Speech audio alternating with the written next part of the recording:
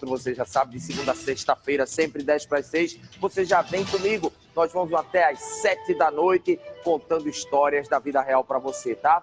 Daqui a pouco, depois do intervalo comercial, eu vou contar a história de uma jovem que apareceu agonizando dentro de um motel. Essa jovem foi levada para um hospital e logo depois morreu. Há um mistério na morte dessa jovem e daqui a pouco a gente vai falar sobre isso aqui na tela do Cidade, então você já sabe. Fica comigo, eu volto rapidinho, prometo a você que é bem bola!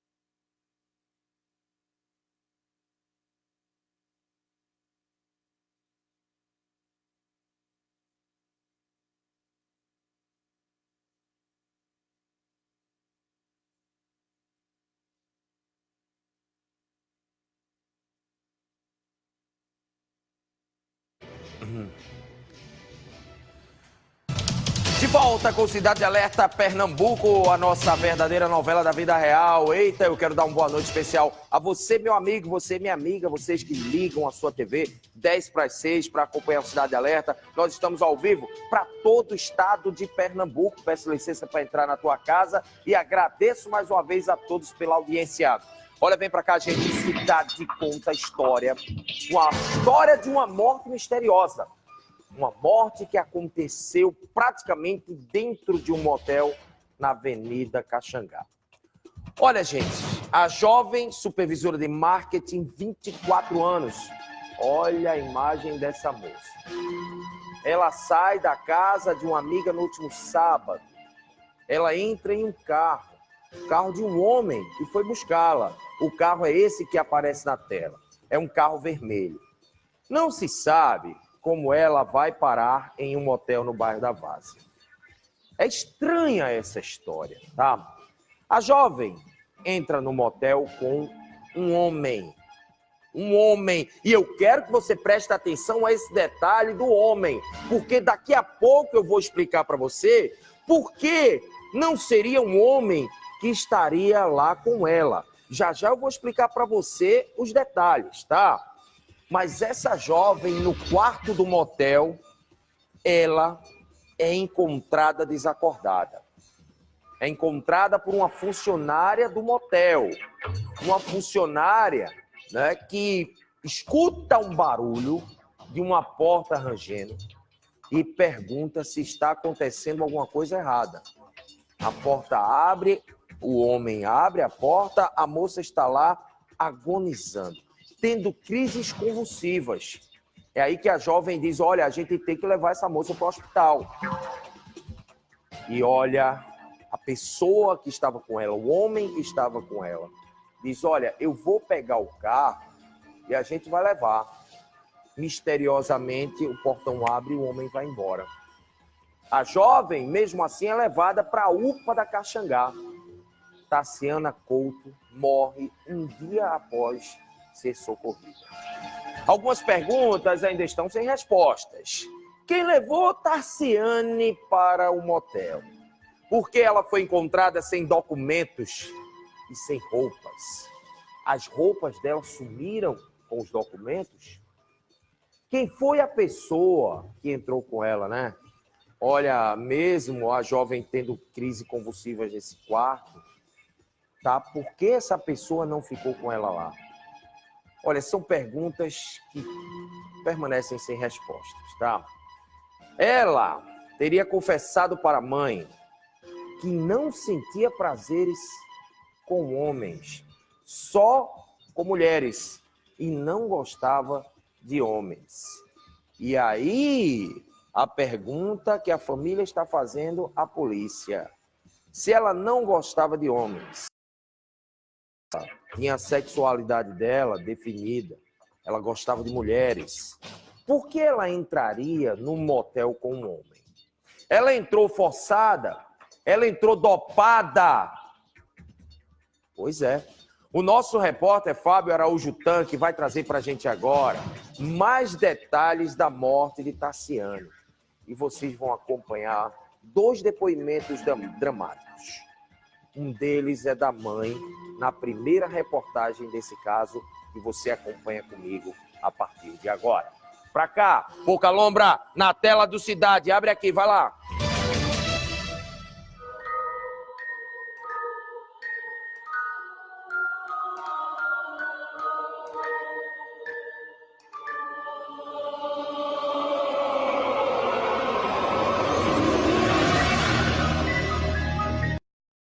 Se sabe, o crime ainda da Tassiana, a morte da Tassiana, segue ainda sem uma causa, né, sem uma explicação. Nós viemos aqui na Central de Velórios Municipal, aqui de Camaragibe, onde o corpo da Tassiana está sendo velado, né? Amigos, familiares estão prestando aqui na Central de Velório o último adeus à Tassiana. Essa moça de apenas 24 anos, que saiu de casa, como se sabe, no último sábado, para ir à casa de uma amiga em São Lourenço da Mata. E o que acontece depois, se sabe, um vídeo mostra ela entrando em um veículo vermelho, em frente a um condomínio, ao condomínio, inclusive, que nós estivemos contando parte dessa história, e não se sabe quem dirigia aquele carro, se era, na verdade, um motorista de aplicativo, se era um homem, se era uma mulher, mas dali foi a última vez, nessas imagens que você vê do circuito interno, foi a última vez que a Tassiana foi vista.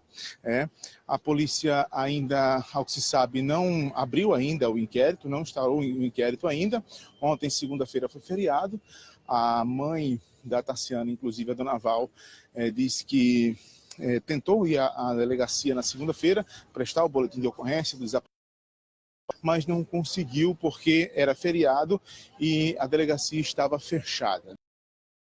Depois que saiu de casa, pela manhã, iria à casa de uma amiga, nesse condomínio fechado, tomar banho de piscina. Ela foi encontrada no sábado mesmo, né, em um motel, na Avenida Caxangá, ainda com vida, desacordada, né? A camareira teria achado a Tassiana e a camareira, então, acionou aí o serviço móvel de urgência, o SAMU, para levar a Tassiana ao hospital. Ela foi socorrida ainda, ela foi levada a uma unidade de pronto atendimento, na verdade, mas, infelizmente, foi constatado o óbito. Não se sabe ainda, na verdade, a causa-morte da Tassiana. Se fala aí numa possível overdose, mas é muito cedo para se falar fazer qualquer tipo de análise. O certo é que os amigos, familiares estão juntos aqui para prestar o último adeus à Tassiana.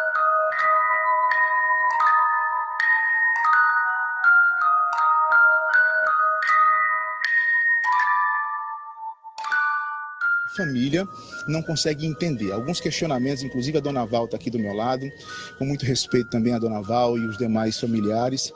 É um momento de muita tristeza. A senhora quer pedir justiça porque tem muita resposta ainda que a senhora não consegue ter. Quem estava com a sua filha, por exemplo, quem entrou com ela, saiu e o corpo dela ficou lá, a camareira não foi olhar o quarto, quem estava com ela, são muitas perguntas que a senhora quer e exige, não é isso, dona Val? Quero e exijo saber muito das coisas também da minha filha, o relógio, o celular, tá entendendo? A minha filha saiu de casa vestida, não saiu nua. Então, eu quero que esclareça. E a causa da morte dela está aqui, no papel. Quando foi que a senhora viu a Tassiana a última vez? E quando... Sábado de 9, a última vez, assim, que eu ia pro dentista e ela ia para casa da amiga. Certo, ela disse o que para a senhora? Ela disse que ia para casa da amiga dela, lá em São Lourenço, tomar banho de piscina. E quando foi que o coração da mãe A dona Val bateu um pouco mais apertado e imaginou que podia alguma coisa de ruim ter acontecido com a Tassiana. Eu já estava, quando ela saiu desse táxi, cuidar das suas amizades, ela fez, não, amanhã, já eu chego. Eu vou tomar um banho de piscina. Aí fui pro dentista, quando eu voltei, eu já estava meio agoniada, que eu ia falar com um menino também que eu crio, para ir atrás de lá em São Lourenço. Que teve uma hora que o celular dela não pegava. Eu falei, oxe, será que ela me bronqueou? Alguma coisa estava acontecendo. Eu digo, ô, Tássia, eu tô com agonia, mas não disse nada a ninguém, fiquei na minha, né, triste. Aí pronto, quando foi de 8 e pouca, eu comecei a ligar e nada. Ainda tentei ligar cedo, mas não pegou. O coração da senhora dizia? Meu coração já dizia que ela estava morta, porque ela nunca ficou esse tempo todinho sem falar comigo. Então, se ela não foi morta naquela devida hora, já estavam planejando matar minha filha. Que eu acho que ela não se matou, não. Ela tinha algum problema? Ela sofria de alguma coisa? Ela tinha problema com drogas? Ela tinha algum problema? Teve já problema com droga. Foi internada tudinho e tinha ficado, entre aspas, sarada. Que às vezes eu não acreditava, né? Chegou um tempo que ela estava usando. Quando ela saiu, assim, que ela saiu do trabalho da conta, se ela teve um histórico de droga, né? A senhora imagina quem estava naquele motel com ela? Não imagino, eu queria saber só quem era essa pessoa. Porque a minha filha tinha parado de beber, porque o jeito dela mudava e parado de usar drogas.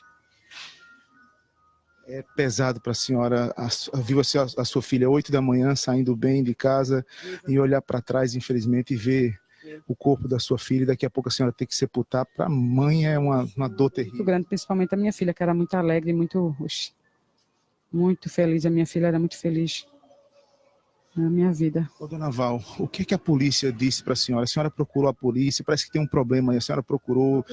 De manhã, no caso, quando ela desapareceu, no sábado, que eu não tive, ela não apareceu, eu deixei o tempo, eu fiquei perguntando a um e ao outro se ela estava online, e todo mundo dizendo que ela não estava.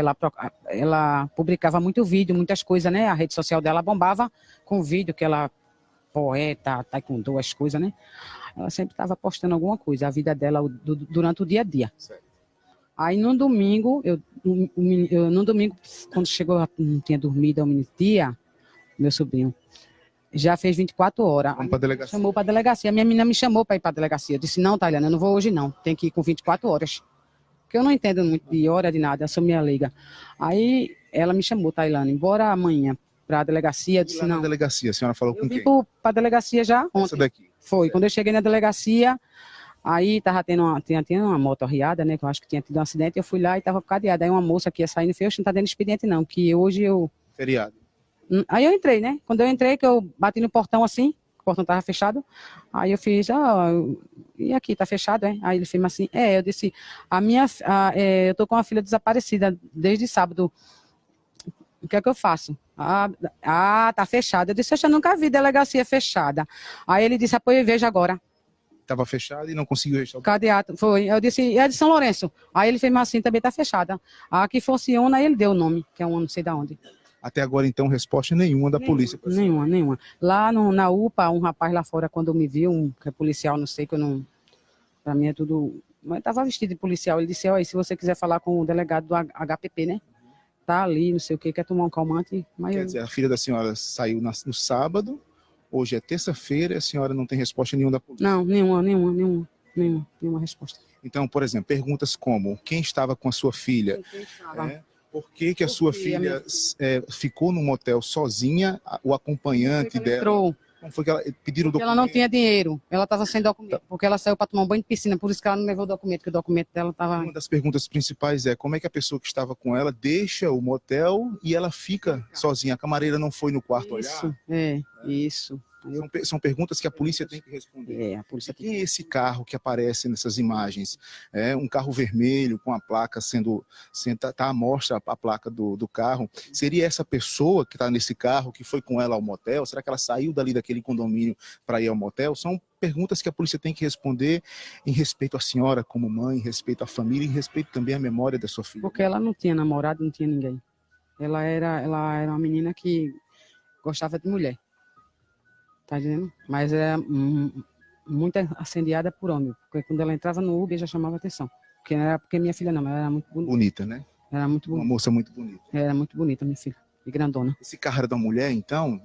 Não se tem. Eu quero saber, não tem resposta. E assim, até certa forma, dona Val, é um crime que deixa vestígios, porque a pessoa que entrou no motel com ela, vamos supor que ela não tenha dado os documentos na entrada, mas ela deixou, a pessoa deixou o motel e deixou ela sozinha, né? Deixou ela sozinha. Eu quero saber. E a senhora agora quer justiça. Quero justiça, quero saber. Sua filha a senhora não vai ter mais de Vou volta. ter mais minha filha de volta. Não vou ter mais minha filha de volta, mas eu quero saber o porquê, com quem ela estava, quem era essa amizade, por quê? Ou deram alguma coisa a ela, A senhora acredita que ela estava dopada? ou deram alguma coisa a ela, porque hoje em dia, né? O que a senhora vai sentir mais falta da Tassiana? Oxi, essa hora tu me pegou. Eu senti minha foto, minha filha lá, esquentando meus pés de noite. Ela ficava esquentando meus pés de noite e de manhã pedindo para eu cheirar o nariz dela. Amanhã cheira meu nariz. Senti falta dela, da alegria dela dentro da minha casa, que ela era alegre. Se ela fosse fazer uma entrevista e o ônibus demorasse a chegar em casa, ela já ficava ligando para mim. Era muito comunicativa. Então, vou sentir falta da minha filha de todo jeito. Ela era boa de cabeça ao pé. Eu ficava arengando por causa das amizades, né? Mas ela era muito amável, muito amigos. Era um tipo, feito psicóloga. Era uma menina maravilhosa. Uma dor que não vai ter fim desse. Acho que eu nunca vou curar essa dor quando eu entrar na minha casa.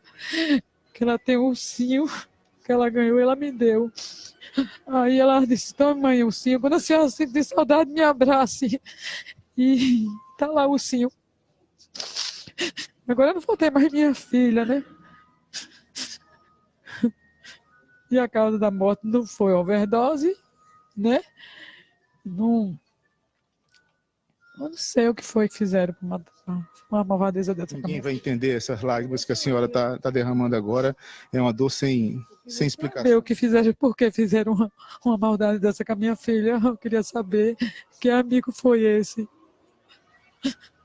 Ou ela entrou, se ela entrou a pulsa, ela entrou dopada. Ela não entrou sóbrio. Porque ela era agressiva. Ela era agressiva. Se fosse um homem tirar onda com a cara dela, ela ia dar-lhe. Tá entendendo? Então. Que ela pode ter ido, inclusive, à força. Pode ter ido à força. Pode sim. Pode ser dopada. Porque ela era agressiva. Porque ela estava com dor. Se a minha filha foi bater dentro de um motel, porque ela só tinha R$20 que o pai deu a ela, que eu não dava dinheiro a ela. Eu comprava as coisas, mas eu não dava dinheiro a ela. E ela não estava mais bebendo.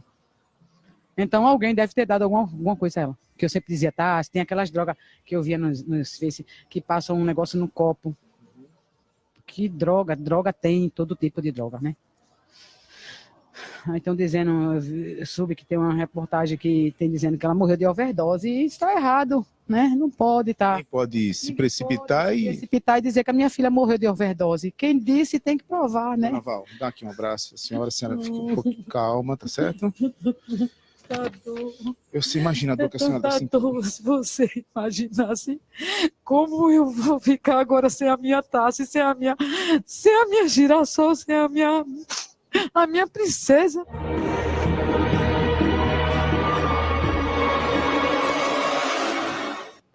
Dona Val, eu quero dizer para a senhora o seguinte. A informação de que pode ter sido vítima de uma overdose de cocaína vem do boletim de ocorrências da polícia. Lá está escrito assim: com sintomas visíveis de provável overdose, e ainda tem escrito cocaína. Tá certo? Eu quero aqui somente que a senhora entenda que as pessoas que falaram em overdose não inventaram isso, tá? Não inventaram, ninguém inventou isso para dar uma informação dessa, até porque nós jornalistas temos que ter a responsabilidade sobre o que nós falamos, tá?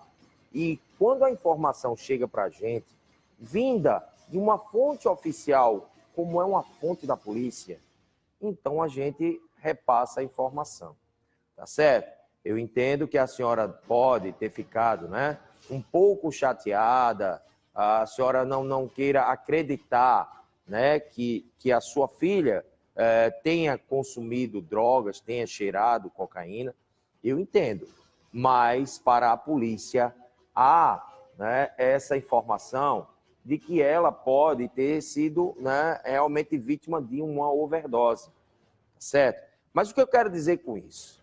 Quero dizer com isso que a pessoa que morreu de overdose, a pessoa que estava com ela no quarto tem responsabilidade sim sobre o que aconteceu, tá? Quem entregou essa droga para ela? Se foi de fato overdose. A senhora diz que não. Eu entendo a senhora como mãe. Né? Eu me compadeço do seu sofrimento aqui. Quem me conhece sabe, né, que a luta das vítimas, das famílias das vítimas, é a minha luta. E eu fico muito feliz, né, quando a gente conta uma história e no dia seguinte ou dias depois a gente conta o desfecho daquilo ali e muitas vezes com a prisão do suspeito. Já fizemos, inclusive, aqui a prisão ao vivo de um homem que matou uma jovem no centro da cidade, daqui do Recife, bem próximo ao Palácio do Governo. Quem acompanha o Cidade Alerta desde o começo, né, deve ter percebido que a gente, né, a felicidade da gente é contar o desfecho dessas histórias, tá certo? Então, olha, daqui a pouco, né, me dá imagens lá do motel, por favor. Daqui a pouco o nosso tanque, ele vai até o motel, ele vai procurar imagens de câmeras de segurança, ele vai atrás de informações e ele também vai conversar com o pai da Tarciane. E olha, o depoimento desse homem, né, vai servir, inclusive, para todo mundo, tá? Vai servir para quem é pai, vai servir para quem é mãe, tá certo? Então é o que eu digo para vocês. Daqui a pouco a gente vai trazer, tá, essa segunda reportagem com o depoimento emocionado desse pai, viu? Vamos trazer o depoimento emocionado desse pai, um senhor que vai chorar, um senhor que vai pedir, né, por tudo, que os jovens se afastem das drogas, né, que os jovens não ingressem nesse mundo e que os pais orientem seus filhos. Então veja você que história, né, que a gente vai contar nessa segunda reportagem aqui, que a gente vai mostrar já para você, tá certo? Mas olha, vem para cá, gente, olha, o Dia de Finados está chegando e o Vale da Saudade preparou uma linda homenagem para as pessoas que partiram, mas que continuam vivas em nossos corações. E tem muita novidade por aí. Acompanhe o recado do meu amigo Félix de Souza. Mostra aí, vai. Atenção, Recife, Dia de Finados está chegando e o Cemitério Memorial preparou uma linda homenagem em memória àqueles que partiram, mas que continuam vivos em nossos corações. É isso mesmo, nós teremos uma revoada de balões, nós teremos uma chuva de pétalas de rosas, uma missa campal e um show evangélico. E atenção, hein? Somente neste mês de novembro, as pessoas que se associarem ao Vale da Saudade vão ter direito à consulta com um optometrista. Vão ganhar também a armação e a lente de um óculos. Tudo isso inteiramente grátis para você ou para qualquer pessoa que você indicar. Consulte o regulamento e não perca esta oportunidade. É isso mesmo. Você vai poder fazer uma lista com o nome de 10 pessoas amadas. Quando uma dessas pessoas vier a falecer, você vai ter direito ao caixão, à coroa de flores, ao serviço de sepultamento e ossuário. Tudo isso com um preço que você pode pagar.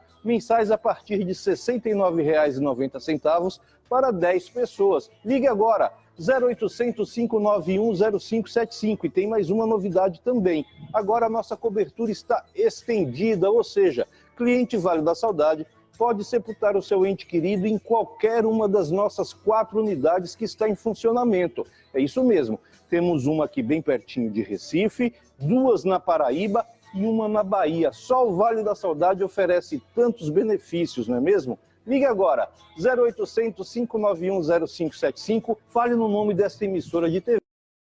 Vários R$200 a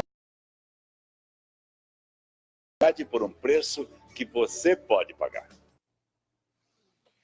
Olha, a gente está contando, né, aqui a história da jovem, né, que vai a Tarciane. É um mistério. Ela vai a um motel com um homem, sendo que ela confessa para a mãe que não gosta de homens, né? Que o negócio dela é mulher, né? Ela tem a sexualidade dela definida, tá certo? E ela não gosta de homem, mas ela entra no motel com um homem. Era para quê? Para que ela entra no motel com um homem? Hein? Aí que fica a pergunta, né? Porque, segundo a mãe, ela sempre dizia: mãe, olha, homem não é para mim, tá? Não é para mim, eu gosto de mulher. E mesmo assim ela entra no motel com um homem. O nosso tanque, então, vai até o motel. Lá, as pessoas não falam. As imagens do circuito de segurança ainda não foram entregues à polícia. Mas o nosso tanque conversa com o pai de Taciana. O depoimento desse pai vai tocar no seu coração, tá? Eu gostaria que não só os pais, mas também os filhos prestassem bem atenção nessa reportagem. Pois isso, gente, pode acontecer com qualquer um de nós, tá certo? Então, olha lá. Abre a tela aqui, Pocalombra, a tela do Cidade para o nosso tanque. Vai lá.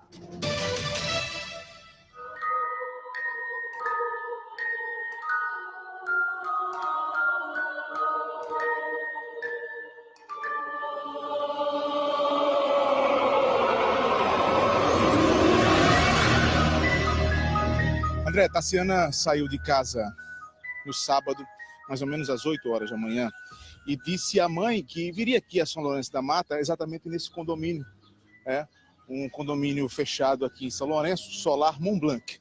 E aqui ela viria encontrar com uma amiga. Realmente ela veio para cá, estava na casa dessa amiga, essa amiga realmente mora aqui. Não se sabe o que aconteceu, que contato ela teve com alguém dentro do condomínio, que a Taciana deixa o condomínio. Inclusive, as imagens do circuito interno mostram o momento em que a Taciana sai. As imagens são nítidas, ela sai por esse portão, por esta calçada, e, André, tinha um veículo vermelho parado neste local. As imagens mostram a Taciana caminhando tranquilamente, não demonstrava estar assustada, não demonstrava nenhum tipo de subjugo, ser obrigada a entrar no veículo. Ela sai por esse portão, caminha nesta calçada e entra dentro do veículo. Não se sabe exatamente para onde a Taciana foi. Se sabe aonde a Taciana foi encontrada.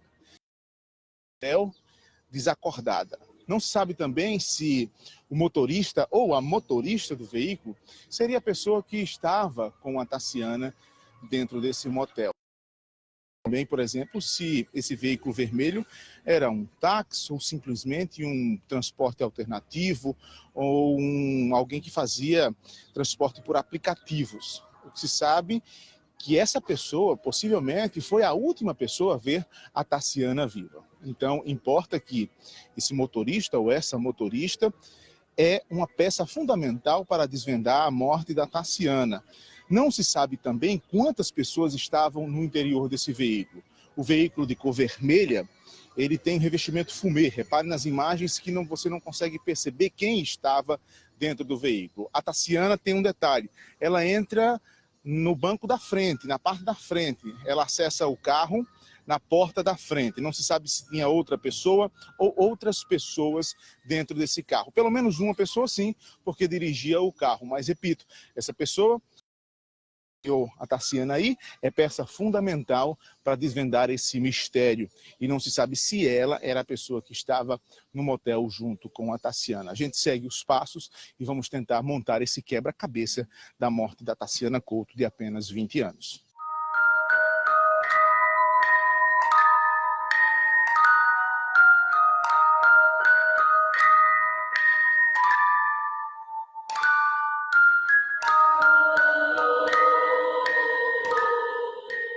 Este é o local onde a Taciana veio, o Motel Royale, certo? Acontece que aqui não se sabe com quem a Taciane entrou no motel. Não se sabe se foi pedido os documentos, Tem detalhe que tem câmeras de circuito interno, certamente a polícia irá pedir essas imagens para verificar se era realmente aquele mesmo veículo que a Tassiane toma, que a Tassiana entra ali na frente do condomínio, se é o mesmo veículo que entra aqui. Detalhe da informação que eu vou passar agora para vocês. Acontece que a polícia disse que divulgou, na verdade, detalhes do que a camareira deste motel passou já para a polícia nas investigações. Acontece que a camareira diz à polícia que percebe um barulho de porta abrir no quarto onde a Tassiana estava. A camareira, pensando que os ocupantes estavam deixando o quarto do motel, entra no quarto e flagra, na verdade, a Tassiane já tendo convulsões, já passando mal. O homem e aí o detalhe, era um homem que estava com a Tassiane. Ele volta e diz que vai procurar um carro para ajudar a Tassiane. Só que ele sai do motel, sai daqui pela porta e não volta mais. A Tassiane fica ali no quarto, tendo uma espécie de espasmo. Na verdade, ela passa mal, ela tem convulsões e é levada, é chamado aí uma ambulância e a Tassiane é levada ao hospital.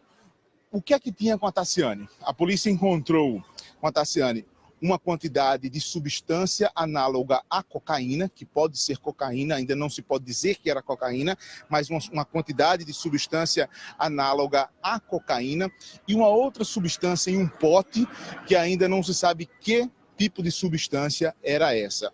O corpo da Tassiane já foi sepultado, mas já foi passado pelos exames, e só exames mais detalhados vai dizer que tipo de substância tinha no organismo da Tassiane. O certo é que a Tassiane sai de casa às 8 da manhã, vai até o condomínio ali em São Lourenço da Mata, visitar uma amiga. De lá, entra num veículo, vem até o Motel Royale e aqui tem os seus últimos momentos de vida num quarto de um motel. Esses são os passos dados pela Tassiane. E a família agora pede justiça e quer entender em que circunstância a supervisora de telemarketing de apenas 24 anos teve a sua morte declarada.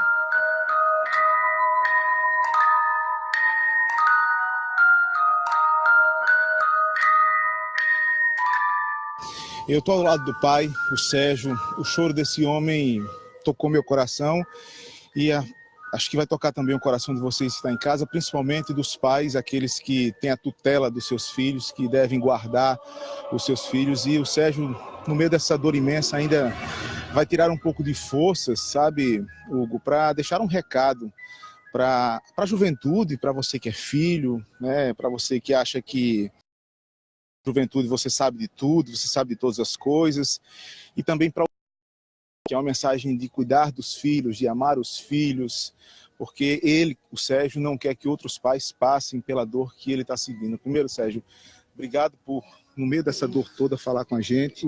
Primeiro, que Deus abençoe você, que cubra você de bênção, mas você queria justamente falar isso para os pais, né? Que ame mais os seus filhos, que abrace, mas que proteja seus filhos, né, Sérgio?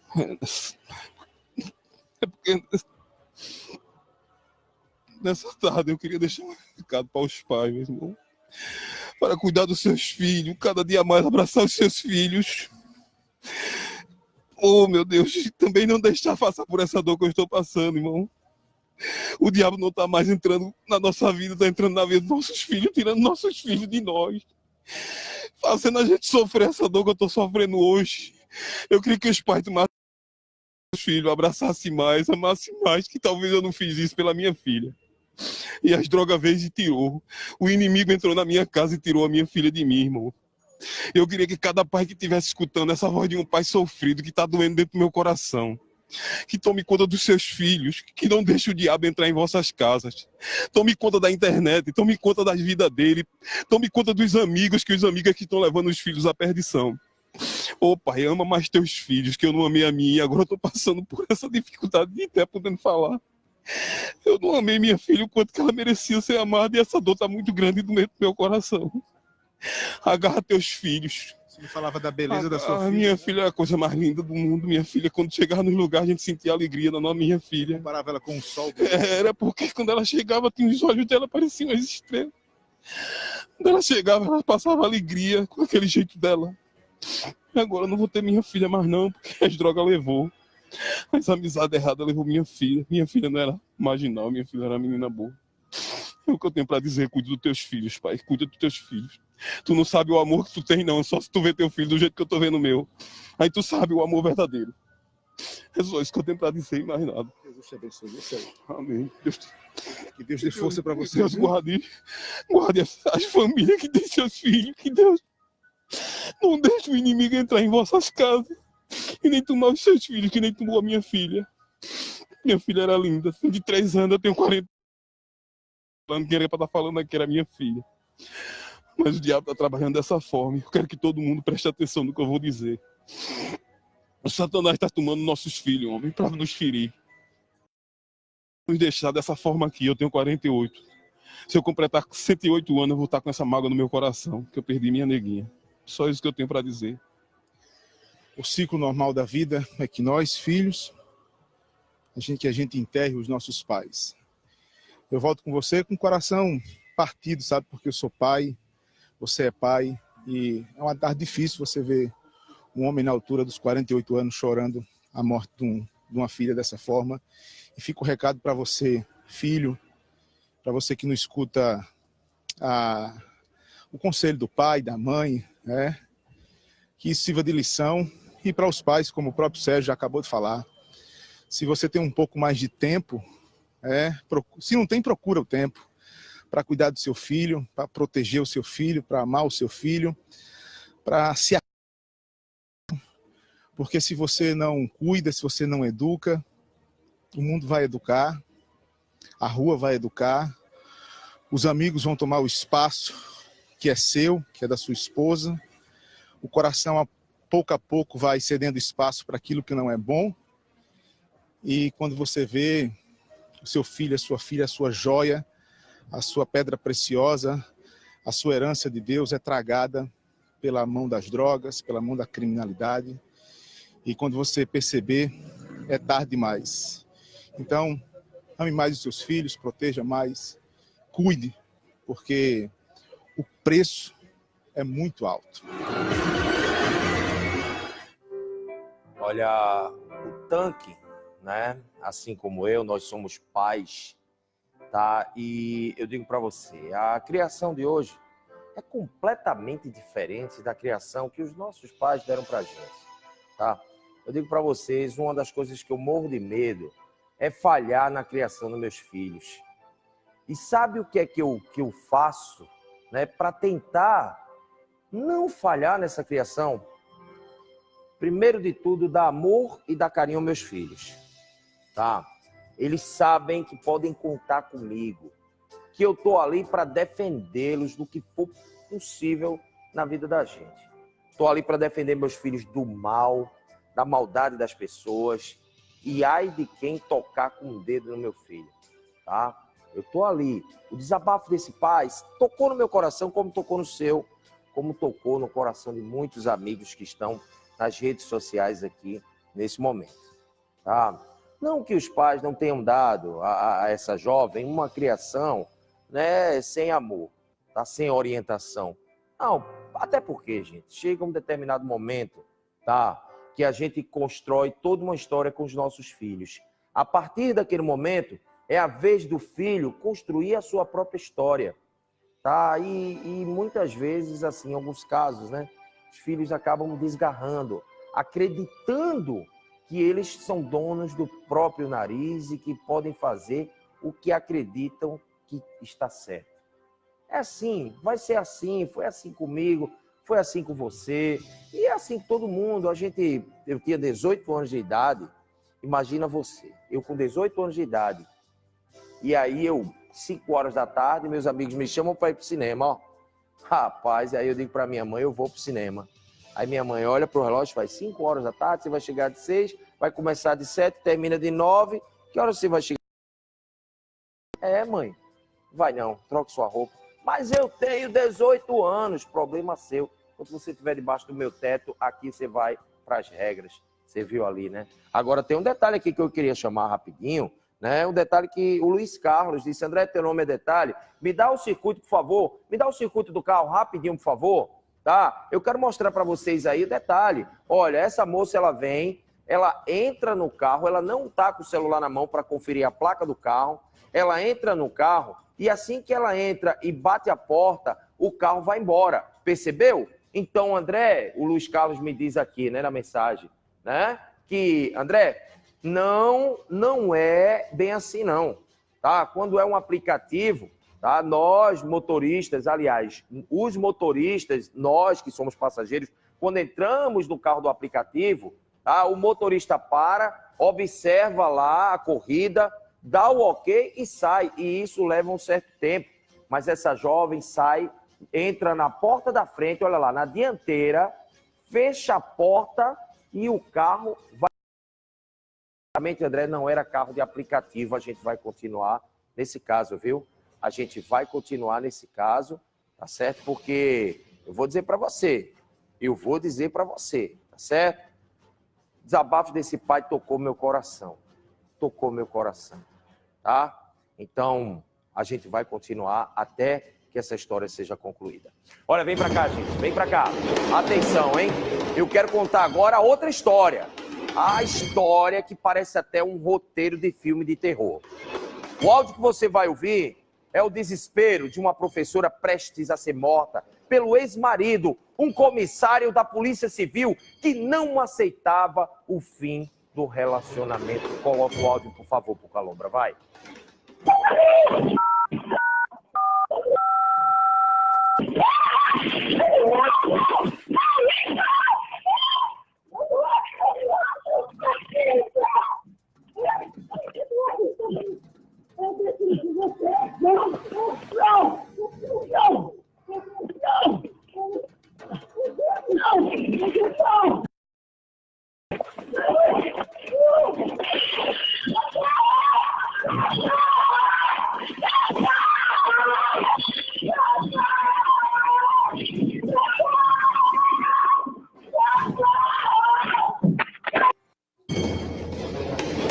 Percebeu?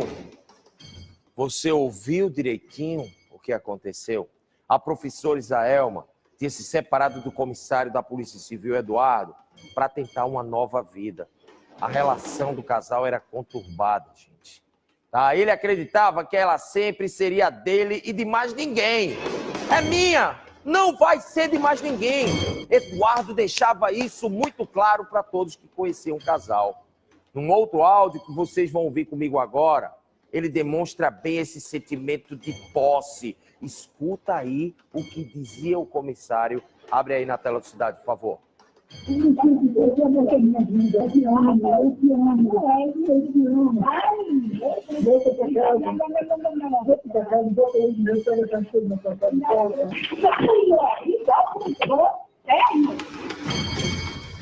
Mesmo separados, Isaelma mantinha contato com Eduardo por causa do filho do casal, que tinha apenas 5 anos de idade na época que esse crime aconteceu.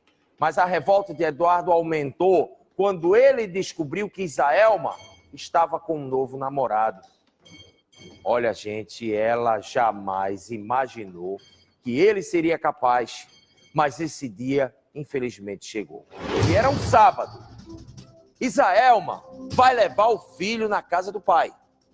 Quando chega lá, há uma discussão e Eduardo atira 8 vezes na ex-mulher. E esse crime acontece na frente da criança. Como se não bastasse o sofrimento da família, Eduardo ainda foge levando o filho do casal. Enquanto isso, Isaelma lutava para sobreviver. Ela é socorrida, mas acreditem que no caminho do Hospital da Restauração, a ambulância que ela estava capota. Mas a luta para permanecer viva de Isaelma continuou. Ela ainda dá entrada viva no Hospital da Restauração. E 6 dias depois, infelizmente, ela não resiste.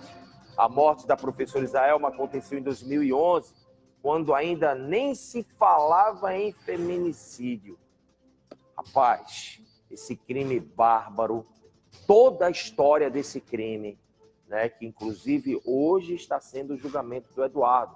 Daqui a pouco a gente vai trazer informações ao vivo desse julgamento, tá? É um dos julgamentos mais esperados aqui do estado de Pernambuco. Daqui a pouco a gente vai mostrar, mas antes eu quero que você acompanhe comigo agora todos os detalhes da tragédia da professora Isaelma. Abre aqui, Pocalombra, a tela do Cidade, vai lá.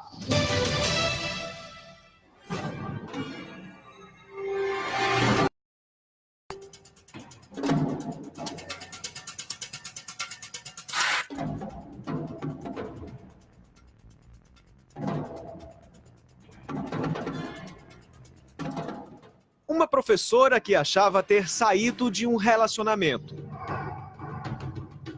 Um comissário de polícia civil que não aceitava o fim do casamento.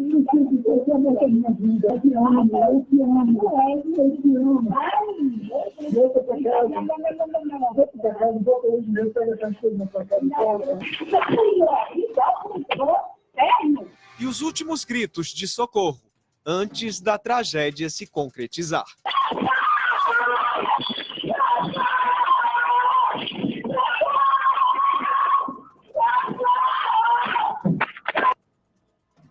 Isaelma Cavalcante Tavares tinha 36 anos, muito querida pelos amigos e na escola onde era professora. Mãe de um garotinho de 5 anos. Depois de um relacionamento conturbado com o pai da criança, ela tentava recomeçar a vida com um novo amor. Mas os planos dela estavam longe de ser os que o ex-companheiro esperava. O comissário de Polícia Civil, Eduardo Moura Mendes, não aceitava a separação. E naquele dia 3 de dezembro de 2011, a história de conflito do casal divorciado começaria a ter um desfecho.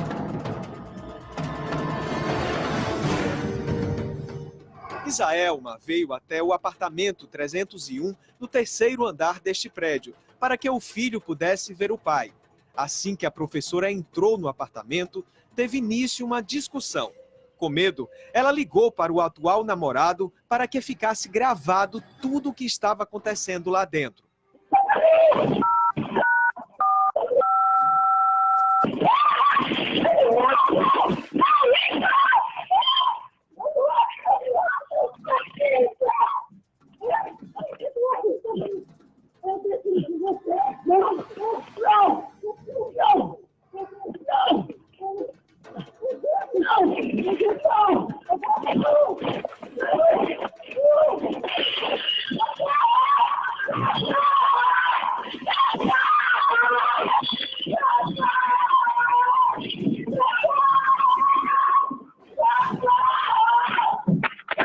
O comissário de Polícia Civil atirou 8 vezes na ex-companheira.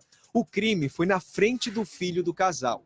Após atirar, Eduardo fugiu com a criança.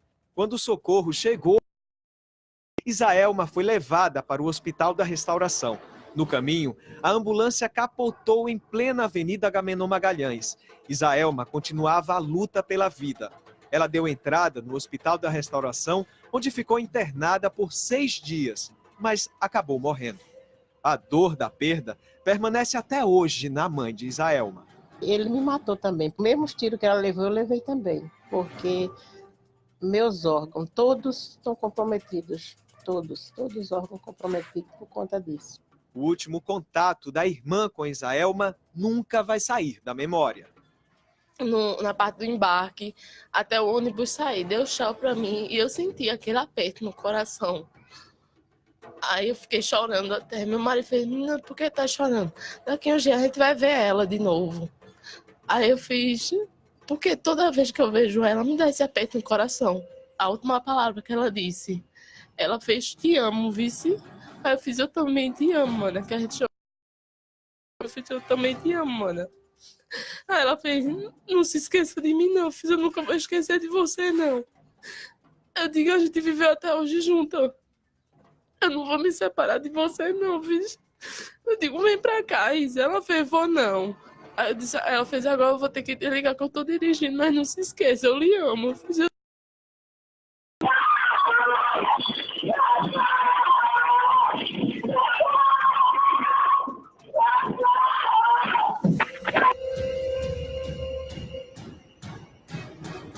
Deus do céu, que leva uma criatura dessa, a besta fera, como diz o meu amigo Marcílio, a besta fera fazer uma coisa tão absurda. Meu Deus do céu, os gritos dessa moça me deixaram aqui agoniado, angustiado, gente, tá? Angustiado. Esse cara, esse comissário, ele fica, né, 10 meses desaparecido junto com o filho e continua recebendo o comissário da Polícia Civil. Mas ele, enfim, foi preso. Foi preso e vai ser julgado nesse momento. Acontece nesse momento o julgamento. Eu digo para vocês já já, a gente vai mostrar como foi a prisão dele e informações ao vivo direto do julgamento, tá? Mas antes, olha, meu amigo, minha amiga, quero falar com você aí que está sofrendo com dores nas juntas, das articulações, artrite, artrose. Na hora de namorar é aquele desespero, né? Ó, tá quase parando. Você pode aí permanecer desse jeito, você pode mudar de vida. Eu estou falando que eu quero mostrar para você aqui o Ultra Memo Gold, o melhor ômega 3 do Brasil. E se você quiser saber para que é que serve, então preste atenção no recado da minha amiga Jo. Boa noite, André. Boa noite, todo mundo. Olha, o André falou tudo. O melhor ômega 3 do Brasil, mas eu acrescento e o mais em conta também, gente. Lembrando, não vendemos em farmácia. Trabalhamos com exclusividade aqui no 0800 591 6023 e temos uma loja no centro da cidade. Você pode se informar também. Aí a gente lembra para você que o Ultra Memo Gold é um complemento natural que vem ajudando milhares de pessoas em Pernambuco a ter saúde, qualidade de vida. A gente está falando de um produto com 5 anos de mercado. Olha a moral. Então, você que está aí sofrendo com formigamento, pressão alta, labirintite atacada, varizes inflamadas, pernas queimando, tontura, levanta, tem a sensação que vai cair, o namoro está fraco, vai ficar aí parado ou vai tomar uma atitude? Vai tomar uma atitude, né? Vai ligar, 0800 591 6023. Já começa economizando na ligação de graça, mesmo para quem liga do celular sem crédito, sem falar da facilidade de pagamento que a gente trouxe aqui para o programa. Você que ligar agora vai poder comprar no boleto bancário se estiver negativado. Olha aí a sua chance aí de melhorar dessa poltrona e viver sua vida. No cartão de crédito parcela pequenininha e se for à vista, mega descontão. Chegamos no interior e o frete é grátis, viu? Então você de qualquer parte pode ligar e, lógico, pegar a promoção. Nos próximos 15 minutos, você que ligar a partir de agora e adquirir o seu kit completo com apenas 2 produtos, vai ganhar a poderosa vitamina D. Para ter ossos fortes e saudáveis, André, melhora dores da artrite, da artrose, cabelo, pele, tudo. Só benefício para você. Eu falei presentaço. O que é que você vai fazer? Ligar, né, André? Tem que ligar, a ligação é gratuita, 0800 591 6023. Aí, olha aí, você pode ficar uma Jo, tá vendo? Basta você experimentar aqui o Ultra Memo Gold, tá bom? Valeu, Ultra Memo, Ultra Memo, André. valeu, Jo. A professora Isaelma, nessa daqui, aqui, isso, a professora Isaelma. Sofrimento, tortura, gritos de socorro. Vocês ouviram isso aqui na cidade agora há pouco, mas o sofrimento da família, gente, ainda estava longe de chegar ao fim. O comissário Eduardo tinha fugido com a criança, 3 meses sem contato e buscas da polícia, até que o menino foi encontrado. Mas somente 10 meses após o crime é que Eduardo foi preso e a prisão foi acompanhada aqui pela TV Clube. Então, ó, aqui, abre aqui, Poucalombro, o momento da prisão. Abre a tela do Cidade, vai lá.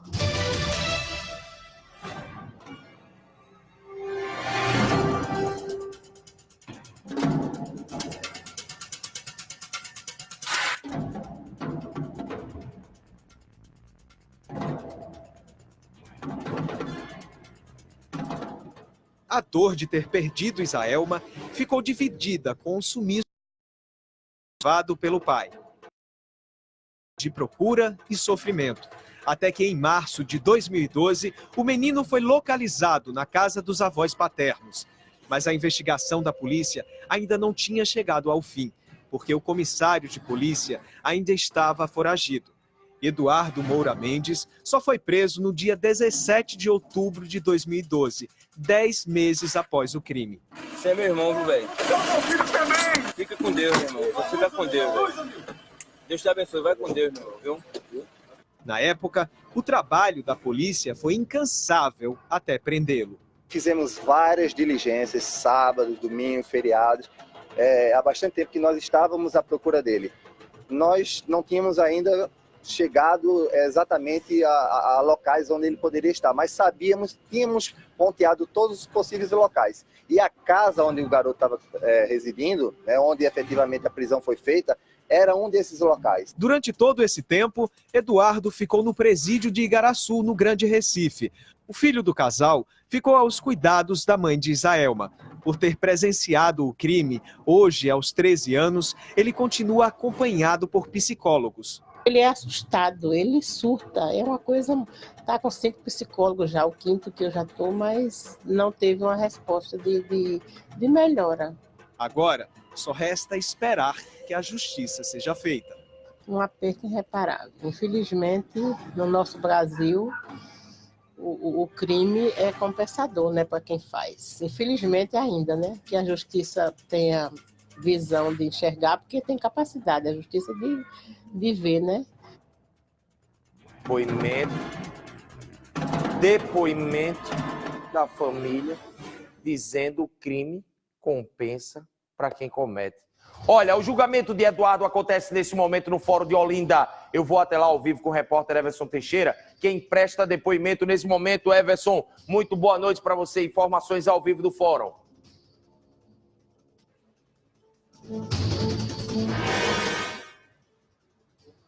Boa noite, André. Boa noite para você que está acompanhando o Cidade Alerta. Pois é, nesse momento, o réu está prestando depoimento, o ex-comissário da Polícia Civil, Eduardo Moura Melo. Ele está sendo ouvido ali, o júri ocorre de portas fechadas, é um júri popular, e aí hoje já passaram por aqui 4 testemunhas de acusação. Foram elas a mãe da Isaelma, logo depois foi o Pedro Henrique Lacerda, o namorado da vítima na época em que tudo aconteceu. Também prestaram depoimento aqui a Alexandra Rabelo Pena, que seria a pedagoga que está acompanhando o filho da Isaelma. E aí, André, veio a história mais surpreendente do dia até o momento. A 4ª pessoa que prestou depoimento aqui foi Josildo Barbosa de Souza. Segundo o Tribunal de Justiça de Pernambuco, ele seria o pai biológico do filho que o policial criou junto com Isaelma, tratava ele como filho, né?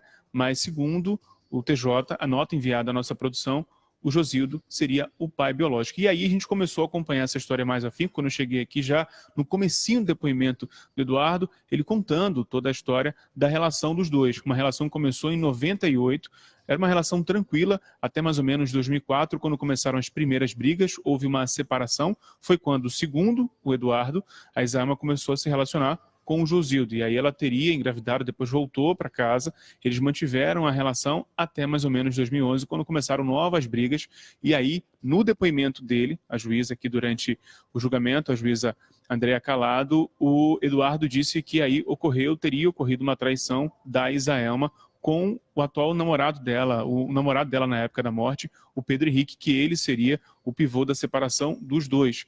E aí ele estava detalhando aqui há pouco um depoimento onde ele se emocionou bastante. Logo no início ele não conseguia nem falar direito, chorando, e aí a todo instante o depoimento parava. Começou mais ou menos por volta de 5 horas da tarde, já chega aí a mais ou menos quase 2 horas de depoimento, ou melhor, 5h30 da tarde, quase 1h30 de depoimento já, ele sendo ouvido pela juíza. E aí a previsão, André, é que esse julgamento se estenda até amanhã. Por quê? Agora que começa todo o encaminhamento, porque ele não terá nenhuma testemunha de defesa, ele preferiu fazer a autodefesa, segundo o TJ, não terá ninguém para defendê-lo, vamos dizer assim, ele está sendo ouvido, e aí essa já seria a defesa dele, e aí seria logo depois, tem início o debate envolvendo a acusação e defesa, né? Logo depois que começa o conselho de sentença, que é quando os jurados se reúnem, são 7 jurados, eles vão se reunir para aí darem a decisão deles em relação a essa história. Mas o cenário, por enquanto, aqui é esse. Esse julgamento começou por volta de 10 horas da manhã, já vai se estendendo aí pela noite. Não tem previsão de quando será o recesso agora. A gente não sabe se logo após o depoimento do Eduardo deve ter uma pausa e ser retornado amanhã, se ainda terá algum procedimento ainda hoje, mas toda essa história, porque até então essa história do pai do menino, o menino, ele não ser pai biológico do menino, surpreendeu muita gente. Afinal de contas, até então o garoto era tratado como filho do casal. Apesar de ter criado a criança, a família manteve isso em segredo, de que o garoto teria um pai biológico que não era o Eduardo. E aí, segundo ele, durante o depoimento, no dia do crime, no dia 3 de dezembro de 2011, ele teria agido por impulso, exatamente por conta de uma traição, segundo ele, da Isaelma, com o namorado dela na época. A história que ele contou aqui para a juíza, um depoimento, como eu disse há pouco, que já dura quase 1h30. Ele estava bem emotivo durante o depoimento, no início principalmente, durante o curso das perguntas que a juíza foi fazendo a ele foi ficando um pouco mais tranquilo respondendo as perguntas e até algumas respostas com uma certa contradição, que a juíza acabou questionando mais afinco ele em relação a como foi no dia do fato, como é que era a relação dele com a Isaelma, entre outros detalhes. A gente vai continuar acompanhando aqui, André, e daqui a pouco, dentro de instantes, a gente traz outras informações no Jornal da Clube. Eu volto com você. Ô Everson, existe um exame de DNA que foi feito, é comprovado, o filho de fato não é do comissário, do Eduardo? Você tem essa informação, Everson?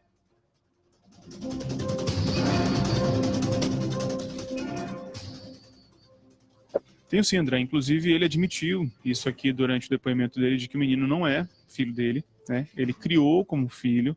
O garoto hoje tem 13 anos, como a gente acompanhou na reportagem aí, e que o menino seria fruto de uma relação que a Isaelma teve durante um período que ela ficou separada dele aí entre 2004 e 2005, e aí teria gerado essa criança que foi criada pelo casal, e tanto que quando houve o fato, quando ocorreu o crime, assim que ele assassinou a ex-companheira, ele acabou raptando a criança, levou a criança que ficou desaparecida durante 3 meses, só foi encontrada aí depois de uma investigação policial na casa de parentes. O Eduardo foi preso 7 meses depois, né, nessa caçada que a polícia fez para poder encontrá-lo, e aí sim que a polícia conseguiu detê-lo e teve todo o início desse processo de acusação que já dura aí quase 8 anos desde a data do crime, André. Ô Everson, você teve acesso lá dentro à sala, né, ali, você consegue ver daí de fora os jurados? É possível ver? Liberaram para vocês entrarem sem câmera?